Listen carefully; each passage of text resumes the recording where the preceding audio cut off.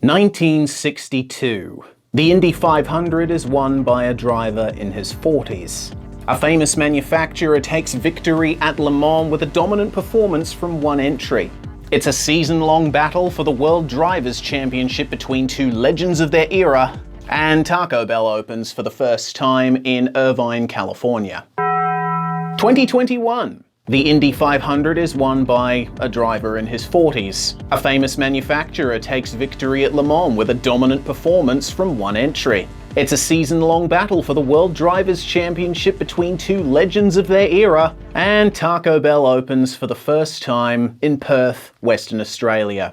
History does not repeat itself, but it often rhymes. So yeah, Taco Bell's open in my city now, and I asked you on Twitter if you'd watch a video where I tried the food. 70-something% of you said yes, so I thought, why the hell not? Here I am. Here is food. I will eat. I will review.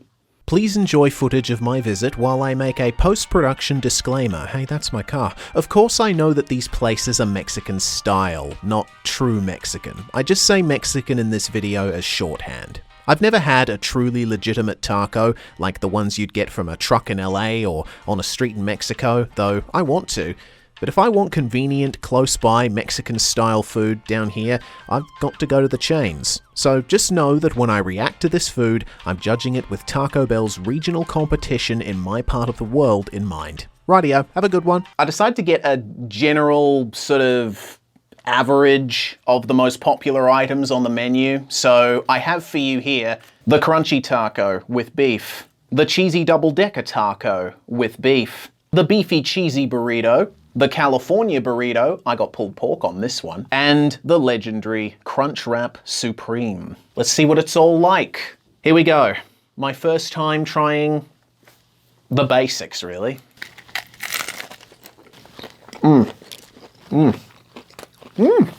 That's not bad. God, I love how crispy the shell is. Like, I expected it to be a bit thinner, a bit less crunchy, but it's not. It's good. Let me just get some meat by itself.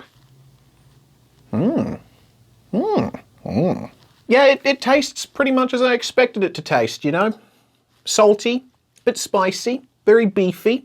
It's got a nice consistency to it. It's not quite a paste. There's definitely big chunks of beef in there. And all up, it's, for something like $2.50. This is something I'd easily get any day of the week. Yeah, pleasantly surprised. So now the double-decker cheesy. Hard taco with some melted cheese and a softer tortilla around the outside. I don't know how much of the crunch it's held on to. We'll see. A distinct lack of crisp. Well, as you could probably tell, the crispy shell has not held on to its crispness. But I do like the softer, breadier outer tortilla. I've had plenty of tacos, I swear. Oh, yeah. I really should have gotten a serviette or something. This is bad. It's still good. Like, I was expecting to be really underwhelmed by this, but I'm not. Off the back of these two tacos so far, I am whelmed. Very much whelmed. Salad's crunchy, filling's held on to its heat, the beef tastes nice, all that sort of stuff. It's good. Not far and away the best tacos I've ever had, but you know. Time for the beefy, cheesy burrito. I'll finish all of this later. From the description, I'm expecting beef, and I am expecting cheese. How much of each will there be?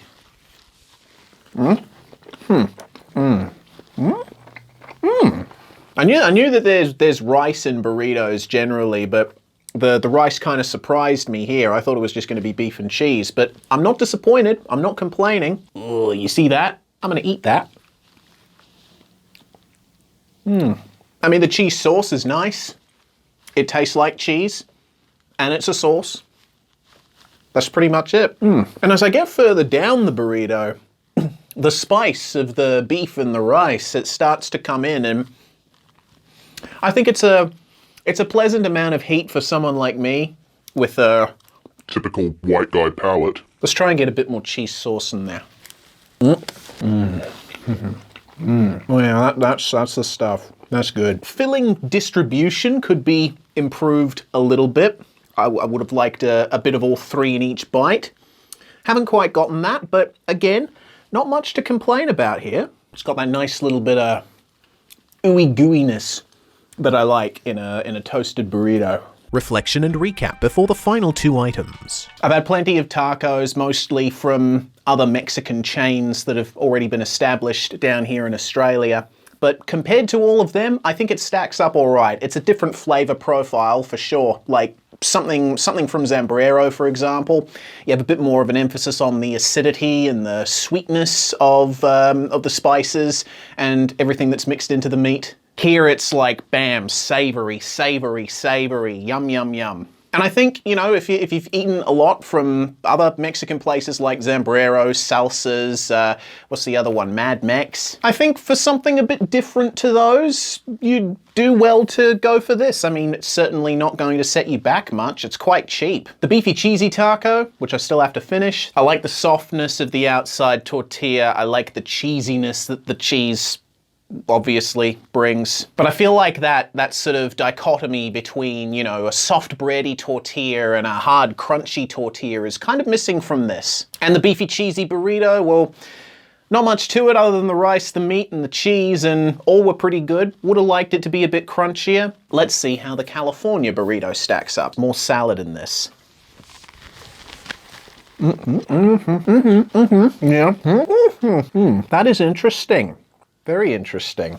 There's definitely more of a feeling of freshness to this one. Doesn't make me feel a bit, you know, heavy and weighed down like the intense savoriness of the tacos and the other burrito did. Let me get some of this pork by itself. Not as heavily spiced as the beef is. And when I say heavily spiced, I mean by comparison. I've definitely had meat much spicier than this. But the pork, yeah, there's basically no heat to it at all. And it tastes exactly as you probably think it would. It's tender, it's salty. Probably would have liked a little more tomato, but I think everything else stacks up okay. The beans, they provide that mealy, starchy kind of texture, a little bit of extra saltiness, and the sour cream, a little bit of tartness, it balances it all out. It's reasonably good. Again, I'm not blown away by any of this, but my expectations, I think, have been exceeded a little bit.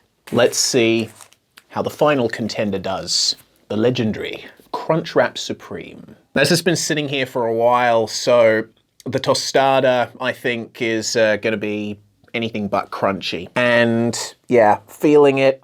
I'm not feeling anything like solid in there. So this ain't no crunch wrap, but it's a wrap. Let's see how it goes. Yeah, the tostada's almost completely soft. So that's slightly disappointing, but I think that might have been my fault. Maybe in hindsight, I shouldn't have been so hard on the cheesy double-decker taco. Maybe if I'd eaten it straight away, as soon as I'd gotten it, it would have been crunchy. But flavor-wise, the Crunchwrap Supreme is basically just the first taco I ate, but encased in a soft tortilla shell. So I guess a bit of a mix between, yeah, the two tacos I tried. Again, it's not bad, okay? None of this has been bad so far as I can tell. If it was a Saturday night or, you know, even a weeknight where I didn't have time to cook dinner or something like that, and this was put in front of me, I would be happy. There's a reasonable amount of salad in there. It's not like huge, but it's enough to sort of provide a bit of a nice textural contrast. I think the lettuce is a bit wilted now, but again, if this had been a bit fresher, probably would have been a lot crunchier, and I probably would have liked it even more.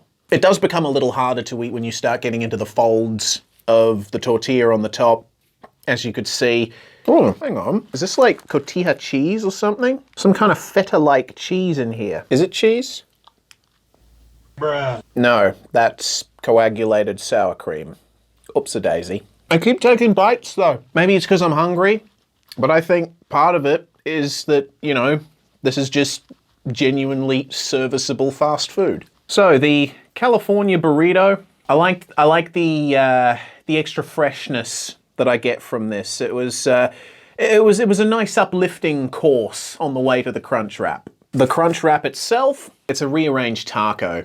I don't think you should set your expectations too high for something like that. And I didn't set my expectations too high myself, but honestly, I've come away with this reasonably impressed with Taco Bell. I think if you go out to one of these fast food places, especially like a Mexican style place, if you expect a gourmet dining experience, you're going to come away disappointed. This is cheap food that, you know, you order, it's made, you take it home, or you even eat it there, and you're done. But there's good flavors here.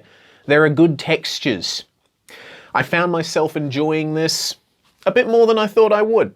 I don't really know where to go from here. Something else I should probably mention. Price.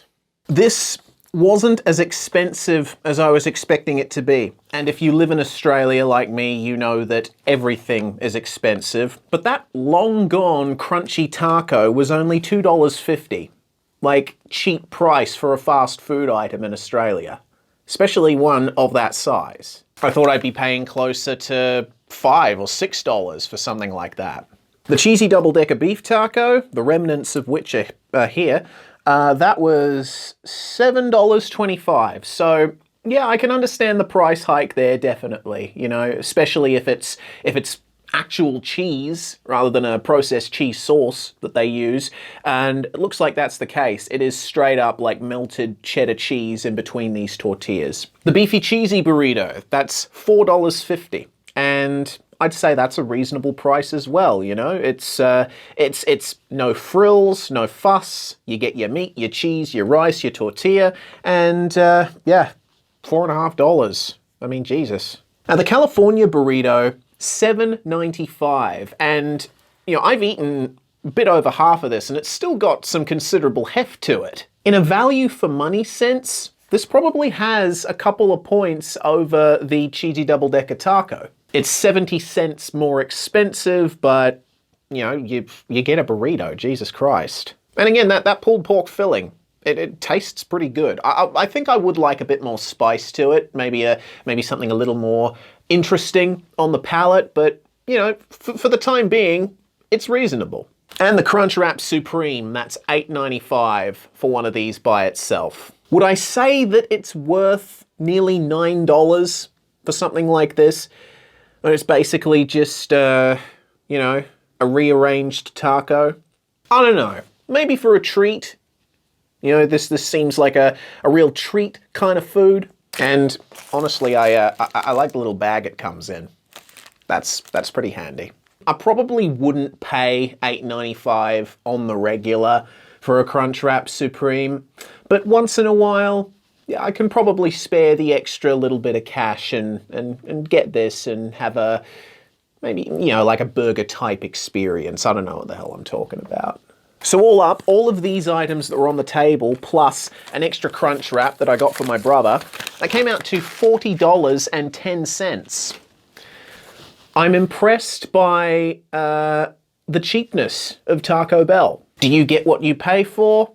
I'd say to an extent, yes. But again, this is not like a gourmet, authentic Mexican kind of deal. This is like Tex-Mex kind of cuisine, California-fied and refined over the years into a repeatable fast food product. And I think, for that purpose, it serves it very well. For now, next time I decide to get fast food, I might have to put this in the rotation. Consider it near the top of the list. Let's see. God, I've eaten like a pig. I hope you enjoyed this video, and maybe somewhere down the line I'll do another video where I try the rest of the menu. Let me know if you want to see that. For now, I guess, may your tacos be spicy and your tostadas be crunchy. Goodbye.